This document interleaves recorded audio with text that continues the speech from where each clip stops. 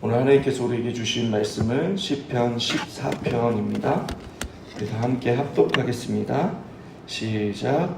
어리석은 자는 그의 마음에 이르기를 하나님이 없다 하는도다. 그들은 부패하고 그 행실이 가증하니 선을 행하는 자가 없도다. 여호와께서 하늘에서 인생을 굽어 살피사 지각이 있어 하나님을 찾는 자가 있는가 보려 하신즉 다 치우쳐 함께 더러운 자가 되고 선을 행하는 자가 없으니 하나도 없도다. 죄악을 행하는 자는 다 무지하나 그들이 떡 먹듯이 내 백성을 먹으면서 여호와를 부르지 아니하는도다. 그러나 거기서 그들은 두려워하였으니 하나님이 의인의 세대에 계심이로다. 너희가 가난한 자의 계획을 부끄럽게 하나 오직 여호와는 그의 피난처가 되시도다. 이스라엘의 구원이 시온에서 나오기를 원하도다. 여호와께서 그의 백성을 포로된 곳에서 돌이키실 때에 야곱이 즐거워하고 이스라엘이 기뻐하리로다. 아멘. 시편 14편은 교훈시입니다. 사도 바울은 로마서 3장 10절에서부터 12절에 1절에서부터 3절의 말씀을 인용하고 있습니다. 로마서 3장의 내용은 기록된 바 의인은 없나니 하나도 없으며 깨닫는 자도 없고 하나님을 찾는 자도 없고 다 치우쳐져 함께 무익하게 되되 선을 행하는 자가 없나니 하나도 없도다 라고 말씀합니다. 즉 죄로 인하여 전적으로 타락하고 부패한 인간의 실존에 대해 이야기하고 있습니다. 오늘 본문에서 묘사하고 있는 어리석은 사람은 하나님의 존재 자체를 부정하는 사람입니다. 여기서 어리석다라는 말은 지능적인 문제가 아닙니다. 어쩌면 어리석은 사람은 머리가 좋고 능력이 좋아서 세상을 잘 살아가는 사람일 수 있습니다. 하지만 이러한 능력이 좋을수록 그 어리석음은 치명적일 수밖에 없습니다. 왜냐하면 그 탁월함이 교만하여 하나님을 부인하기 때문입니다. 또 어리석다라는 말은 도덕적 함축을 가지고 있는 단어입니다.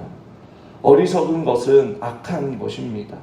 어리석음은 최고의 지혜이신 하나님과 그분의 말씀과 교훈을 듣지 않는 태도인데 그는 잘못된 가정하에 결정하고 행동하기 때문에 어리석은 자입니다. 하나님을 의식하지도 하나님을 인정하지도 않고 생각하고 계획하고 살아가기 때문입니다. 사무엘상을 보면 나발이라는 인물이 등장합니다. 지혜로운 여인 아비가일의 남편이고 한 지역의 유지였고 성공한 부자였습니다. 하지만 그의 아내인 아비가일이 자기 남편에 대해 다윗에게 한 이야기를 보면 그가 얼마나 어리석은 사람이었음을 증거하고 있습니다. 사무엘상 25장 25절에 오나옵나니 내 주는 이 불량한 사람 나발을 개의치 마옵소서. 그의 이름은 그에게 적당하니 그의 이름이 나발이라. 그는 미련한 자니이다. 나발이라는 그 이름의 의미가 미련하다라는 것인데 어리석음과 같은 단어입니다. 나발이 똑똑해서 부자로 성공했을지 모르지만 그는 어리석은 자였습니다. 그는 하나님과 하나님의 뜻에 조금도 주의하지 않았습니다. 그리고 그가 다윗에게 취한 태도가 얼마나 거만하고 어리석은 인격을 가졌는지를 우리는 그 사무엘상의 말씀을 통해 볼 수 있습니다. 이것이 본문 1절에서 부패하고 행실이 가증하다라는 말의 뜻입니다. 여기에서 선행이라는 열매가 나올 수 없습니다. 모든 악행의 뿌리에는 여러분 하나님을 인정하지 않는 불신앙이 있는 것입니다. 성경에서의 어리석음은 지적인 능력의 문제가 아니라 중심에 하나님이 있느냐 없느냐의 문제입니다. 어리석은 자는 하나님이 거하지 않습니다. 그는 하나님이 없다라고 말합니다. 물론 겉으로는 하나님을 믿는다라고 할 수 있습니다.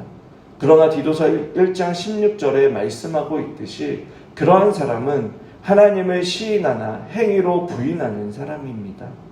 성경은 그러한 자를 가증한 자요 복종하지 아니하는 자요 모든 선한 일을 버리는 자니라라고 말씀하고 있습니다. 어리석은 자의 눈에는 사람만 보입니다. 눈에 보이는 것을 기준으로 결정하고 눈에 보이는 것을 추구하고 눈에 보이는 것을 위해 삽니다.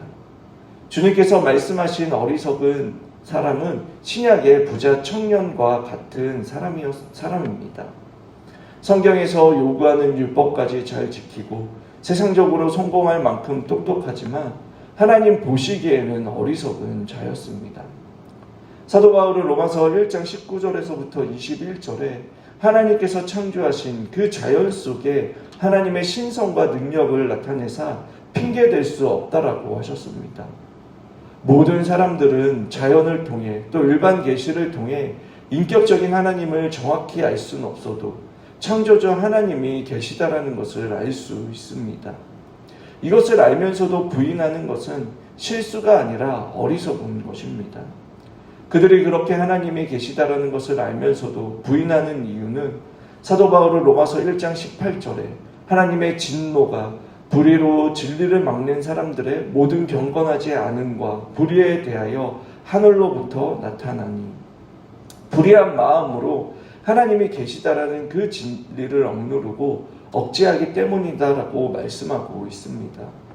이것이 어리석은 자들의 태도이고 모습인 것입니다. 이처럼 어리석은 자들은 하나님이 없는 것처럼 살아가지만 하나님께서는 2절에 인생을 굽어 살피신다라고 말씀합니다. 하나님께서 살피시는 이유는 지각이 있어 하나님을 찾는 자를 찾으신다라는 것입니다.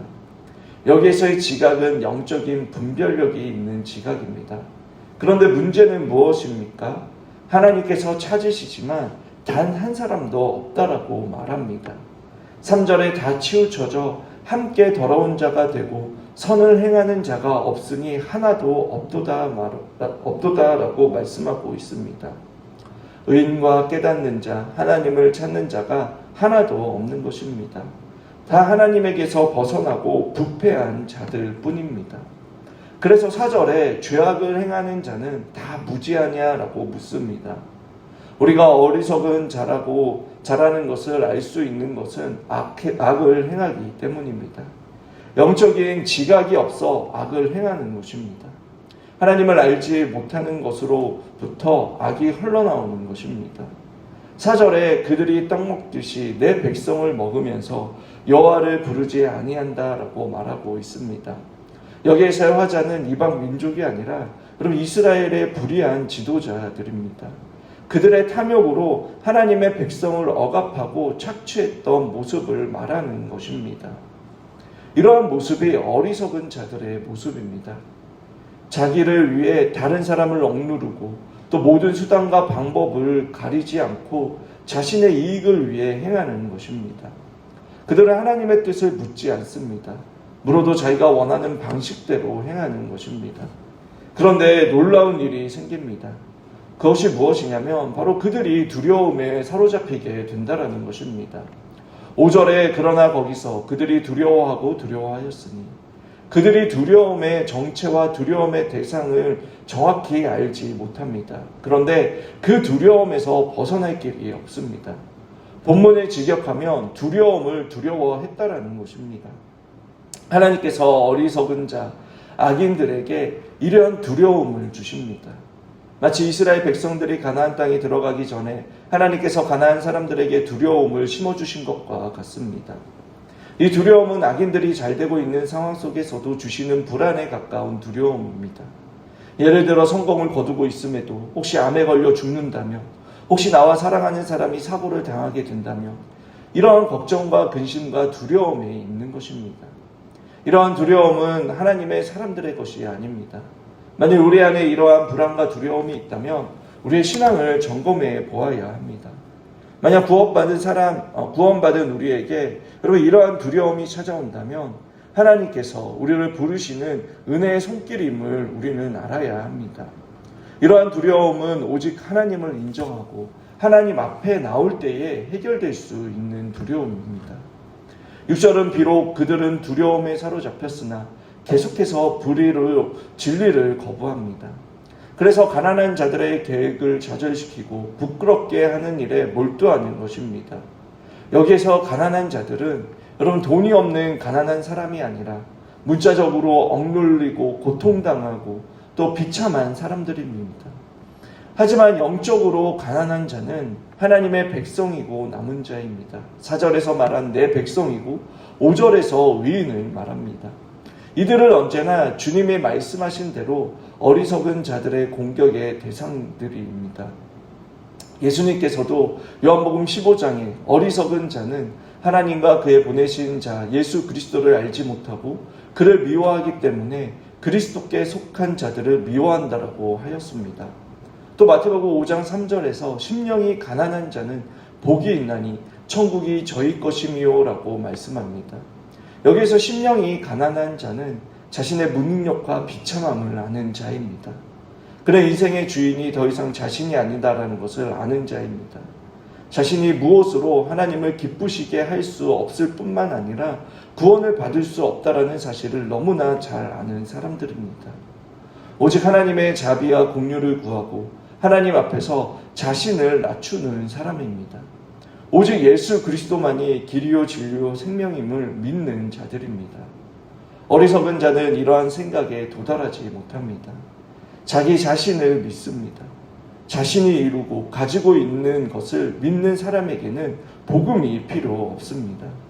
복음은 오직 가난하고 실패한 자, 심령이 가난한 자들의 것입니다.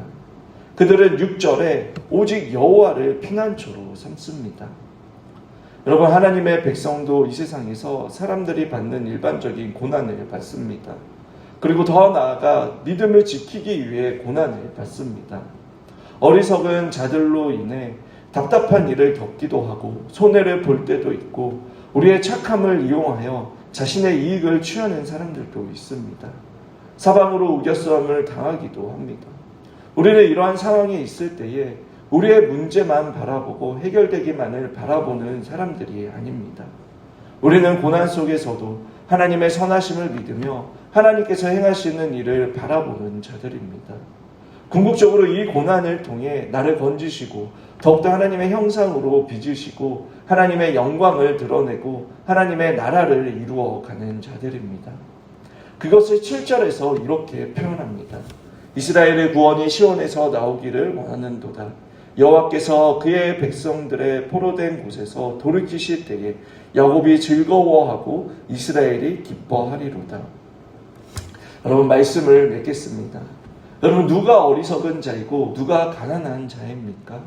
하나님께서는 이 세상을 굽어 살피시지만 여러분, 영적인 지각이 있어 하나님을 찾는 사람은 한 사람도 없다라고 말합니다.